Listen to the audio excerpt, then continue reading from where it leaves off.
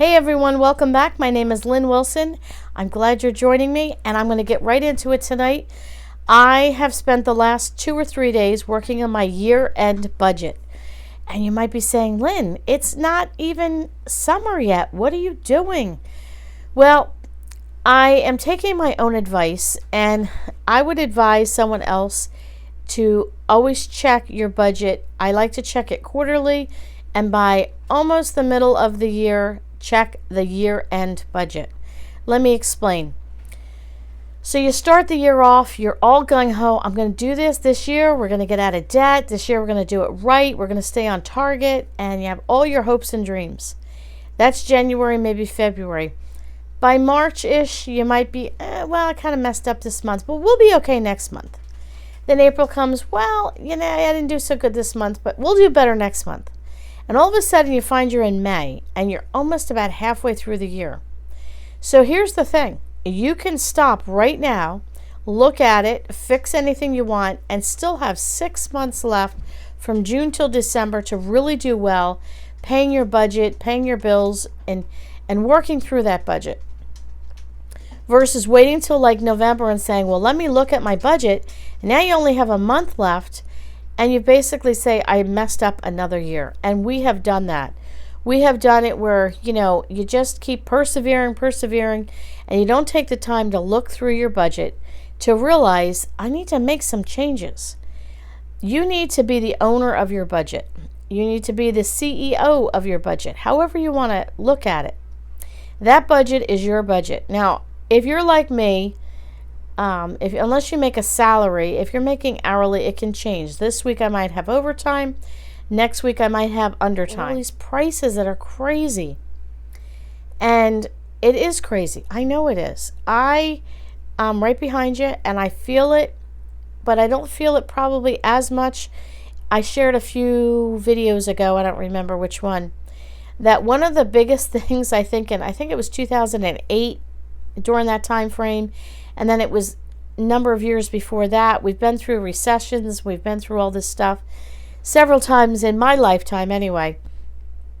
And I've been married, is it next week? No, the week after. In 2 weeks is my wedding anniversary. We'll be married 35 years. And in that time, we've been through a lot of recessions, inflations, and whatever else you want to label it, whatever you want to call it. We've been through the tough times. But we're usually so broke that we don't feel it, and I shared that with you.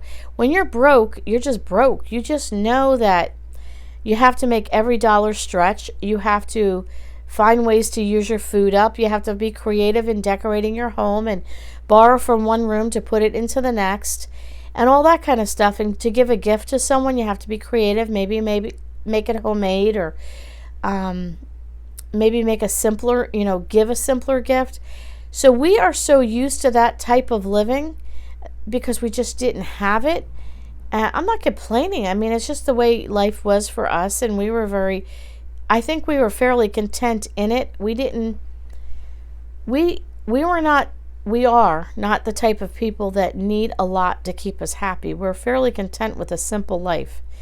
I know everybody's level of simplicity, frugality, is different. Depending on your pocketbook, you think this is poor, and somebody else says, you don't understand, this is poor. And then somebody else is saying, no, this is poor.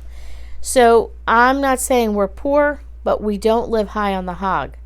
And with that being said, when it comes to a budget, we have to make sure our budget is always very tight. So I decided to sit down, and I'm at the point now where I think you ever get like this, you're just done. You're just done. That's it. Enough is enough, and you just get to yourself and you say to yourself, I'm not dealing with it anymore. It is over, it's done, and that's it. So I've made up my mind, and I say it's a we, but I'm really the one that does the budgets and the figures and all that. I sat down and I looked at our budget, and I said, you know what? I am so done with owing money. I am so done. And I looked at the facts and figures. I kind of did a quick jot here and a jot there on a notebook. And I sat down with my husband after I got all my facts and figures together, and I said, okay, Graham, I need your advice. Here's where we're at. What do you think? Boom, boom, boom, boom, boom, thinking through all this.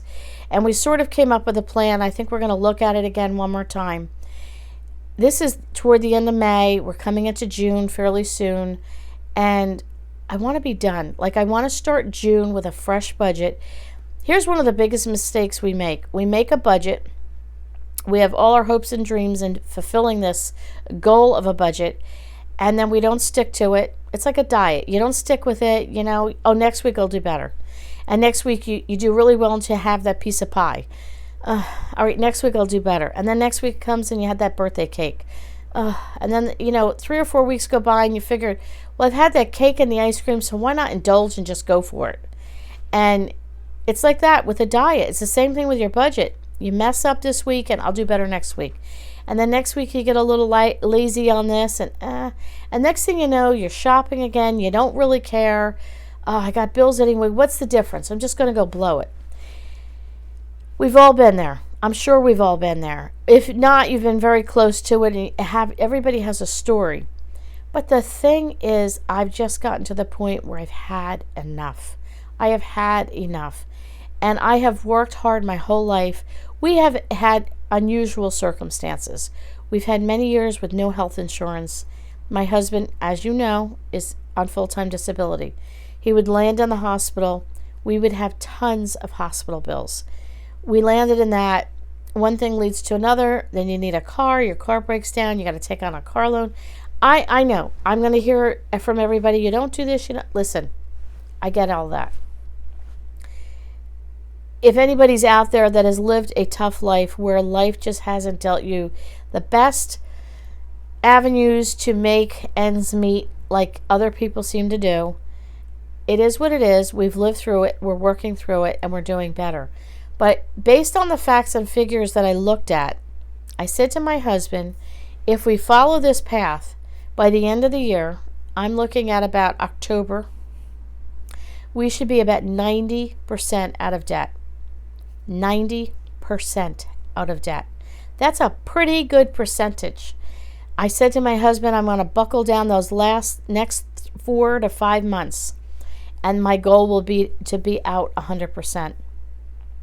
We don't have a lot of wiggle room each month to work with in terms of paying things down, so we do the best we can. But I said to him, let's look around. Whatever we have that we can sell on Facebook Marketplace, let's do that again. If it means a yard sale, we'll do that. Selling things in my shop with my sisters, let's do that. Whatever money, extra money that we get, we're just going to put it all in there and we're going to do it. I want the freedom in a couple of months, even if let's just say at the most 15 months. In 15 months, I want the freedom to do what I want to do when I want to do it. I want to have the freedom to just make many, many, many, many YouTube channels and videos and just enjoy all that and not feel like pressured because I have this thing hanging over me. I don't want that. And I think we have to get to the point where we're just sick of it and we're going to make up our mind to do it. And sometimes you just, if you're not there, I know I haven't always been there, and it's like, it's okay. It's okay. One of the things Graham and I have decided, and I've talked about this on almost all my videos, my husband is very big on balance in life. Now, we could have been out of debt many years ago, a number of years ago, and all we did is just take every single dollar we got, put it into debt, we would have been out of debt. Graham and I are not ones to do that. We would rather work at it slowly and get it done, but still enjoy other things in life. Now, you might be different. You might be saying, Lynn, that's not how you need to do it. Listen, everybody's life is different. You see my life for 10 minutes, and I know a lot of people think they have me figured out. Trust me, you don't. There's lots and lots of layers to this woman. Lots of layers.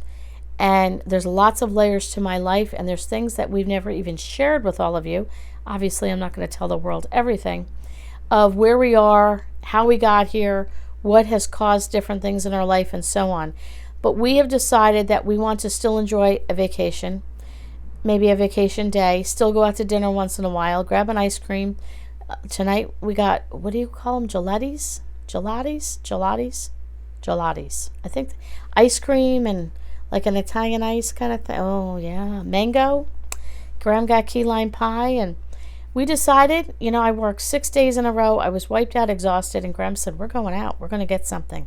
So we took the time to go for a treat. Other people would say, that's a waste of money. Again, you got to decide what works for you.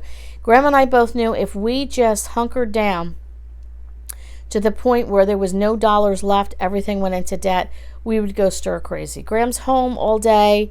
He's on disability. He doesn't get out. I work all day, and I take my kids over the years everywhere they wanted to go. There was a lot on us in a different way, so those little interruptions of a day trip or getting a coffee or getting an ice cream was where we had some breathing space, and we needed that. But now we're kind of coming down to the home stretch. We can see the light at the end of the tunnel. And I want to encourage you, right now is a good time to look at your year-end budget. Look at what have I been doing right. Start with that. Start with a positive. What have I been doing right? Well, maybe you've at least looked at it every month. And maybe you've been paying fairly well on paying your debt down every month. And you've been sticking to your grocery budget every month. And you've been whatever. Look at all your positives and give yourself a pat on the back. Good job, Lynn. Good job. Then I want you to take a look at your budget and say, okay, what things have I not been doing right? What can I work on and do better? Maybe you're not on time with your bills. Okay, we need to work on that. Maybe you haven't been putting anything into an emergency fund. Okay, we need to work on that. Maybe you've been going over a little bit on this area and you need to cut back on it. Now, I know, I have an amount budgeted, which is really a joke, but I have an amount budgeted for gas. I'm still sticking to that because it fits the budget on paper, and I don't really know how to budget for gas right now. I don't travel far to work. I go to my mom's. We do something. So I'm kind of in limbo. So I, on paper, put this amount, and we might spend that amount. We might spend this amount. We might spend that amount. But at least it's a guesstimate, and I'm going to stick with that for the next little while and kind of see where it's going.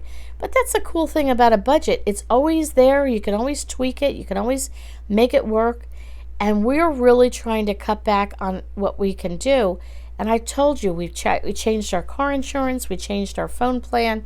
We changed our cable plan. I got rid of subscriptions. We've done pretty much everything we can do. And I've cut my groceries in half of what I had been paying. Now, our groceries also include eating out. So I know some of you are cringing. I can feel it in your seat. Lynn, no, you can't. Yes, that is part of who we are. It's what we like to do. So I include that in my food budget.